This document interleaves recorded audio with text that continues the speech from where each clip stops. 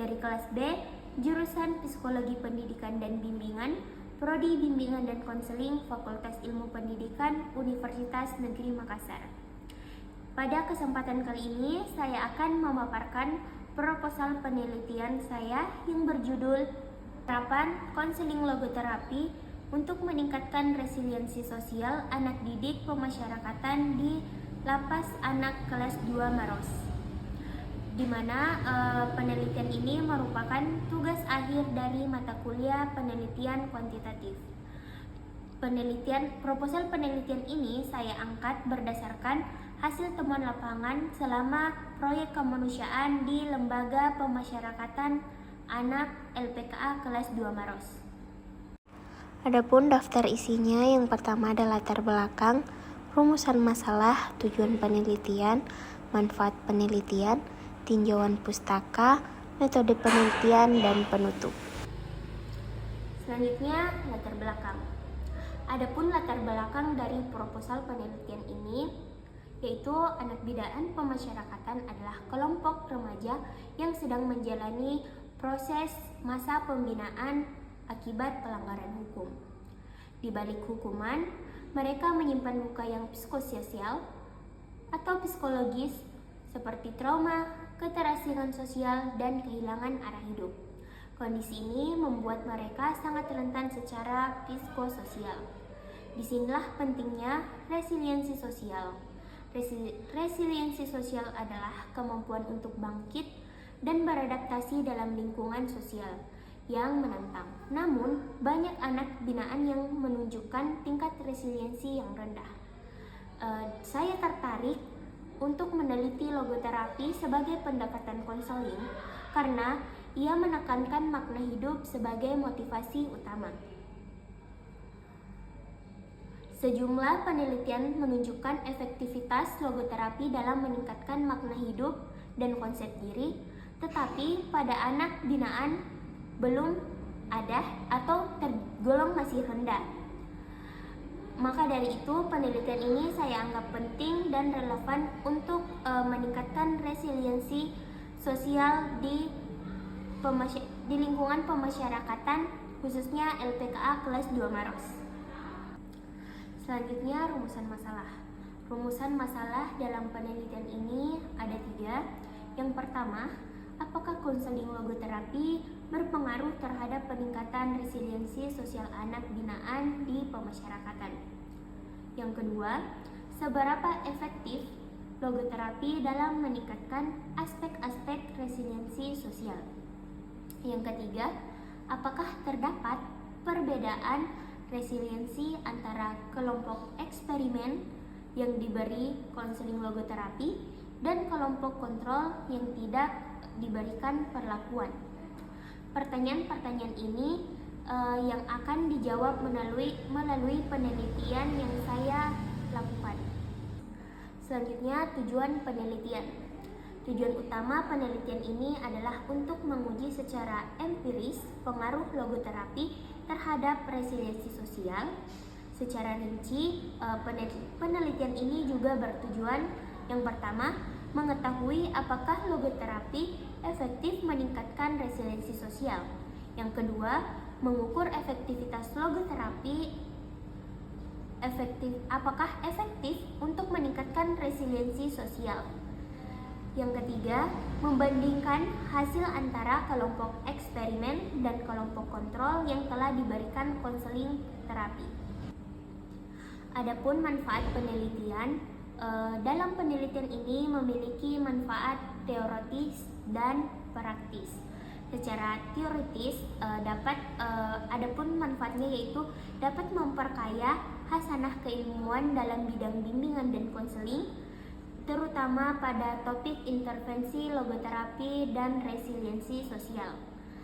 Secara praktis, yang pertama bagi anak binaan, di mana kegiatan ini bisa menjadi sarana penguatan psikologis dan sosial.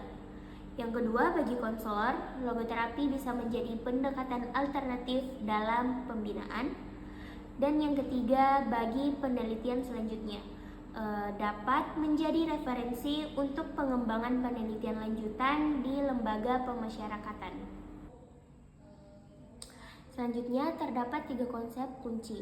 Yang pertama, anak binaan pemasyarakatan, resiliensi sosial, dan logoterapi. Anak binaan umumnya mengalami stigma perasaan bersalah dan tekanan hidup yang berat. Mereka membutuhkan dukungan yang bersifat humanistik dan rehabilitatif. Selanjutnya, resiliensi sosial adalah kemampuan untuk bangkit dari krisis sosial dan psikologis. Aspeknya meliputi kontrol diri, makna hidup, kemampuan adaptif, dan dukungan sosial.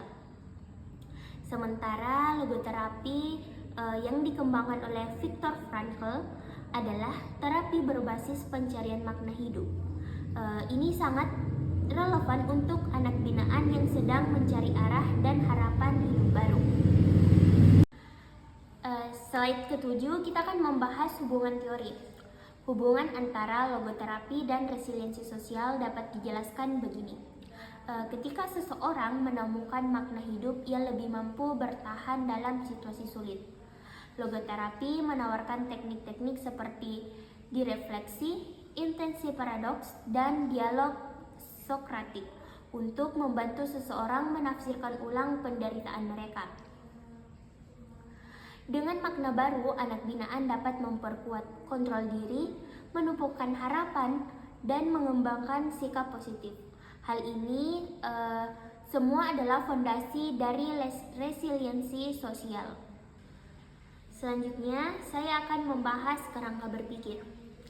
Kerangka berpikir penelitian ini menggunakan model eksperimen kuasi, yang dimana kelompok eksperimen akan mendapatkan intervensi berupa 6 sesi konseling, logoterapi, dan kelompok kontrol tidak akan mendapatkan perlakuan khusus. Keduanya akan diukur sebelum dan sesudah perlakuan konseling logoterapi dengan pretest dan posttest. Harapannya akan terdapat perbedaan yang signifikan dalam tingkat resiliensi sosial antara kedua kelompok setelah dilakukannya intervensi. Selanjutnya, metode penelitian. Adapun jenis penelitian yang digunakan adalah kuantitatif eksperimen, semu atau kuasi eksperimen, di mana desain yang akan dipakai adalah pretest posttest dengan control group design. Dua kelompok ini digunakan di dalamnya kelompok eksperimen dan kelompok kontrol. Tujuan dari desain ini adalah untuk mengukur perubahan akibat intervensi logoterapi secara sistematis dan terukur. Selanjutnya saya akan membahas populasi dan sampel. Populasi dalam penelitian ini adalah anak binaan di LPKA kelas 2 Maros tahun 2025, di mana berdasarkan data yang ditemukan terdapat 57 anak yang berada dalam keadaan pembinaan. Selanjutnya sampel yang dibutuhkan sebanyak 20 orang. Hal ini diambil menggunakan teknik purposive sampling. 10 orang akan menjadi kelompok eksperimen dan 10 orang menjadi kelompok kontrol. Adapun kriteria inklusi meliputi anak yang berusia 13 sampai 18 tahun, stabil secara psikologis dan bersedia mengikuti sesi konseling. Adapun teknik dan prosedur pengumpulan data dalam proposal penelitian ini, data dikumpulkan melalui skala resiliensi sosial menggunakan model Likert. Ada 3 tahap utama. Yang pertama, pretest, yaitu pengukuran awal kondisi resiliensi sosial. Yang kedua, intervensi, di mana dalam proses intervensi ini akan digunakan 6 sesi konseling logoterapi dan akan dilaksanakan selama 3 minggu. Yang ketiga ada posttest. Posttest ini di mana pengukuran kembali untuk melihat efek perubahan setelah dilakukannya konseling logoterapi. Teknik ini memungkinkan kita untuk melihat perbedaan secara objektif dan kuantitatif. Selanjutnya, teknik analisis data. Data dianalisis dengan dua uji statistik. Yang pertama, Parent Sample T-Test. Di sini untuk melihat perubahan dalam masing-masing kelompok. Yang kedua, Independent Sample T-Test, untuk membandingkan hasil antara kelompok eksperimen dan kelompok kontrol. Pengolahan data dilakukan dengan SPSS dengan taraf signifikasi 5%. Jika nilai signifikasi di bawah 5%, maka hasilnya dianggap signifikan. Penelitian ini diharapkan memberikan kontribusi bagi pengembangan layanan konseling di lembaga pemasyarakatan anak. Dengan intervensi logoterapi anak, binaan tidak hanya dibantu dari segi psikologis, tetapi juga diarahkan untuk menemukan kembali makna hidup dan meningkatkan kontrol diri serta memperkuat kemampuan sosial mereka. Semoga hasil penelitian ini nantinya bisa menjadi salah satu model pendekatan yang efektif dalam proses pembinaan anak-anak yang berhadapan dengan hukum. Mungkin itu saja yang bisa saya jelaskan. Akhir kata saya ucapkan terima kasih atas perhatiannya. Wassalamualaikum warahmatullahi wabarakatuh.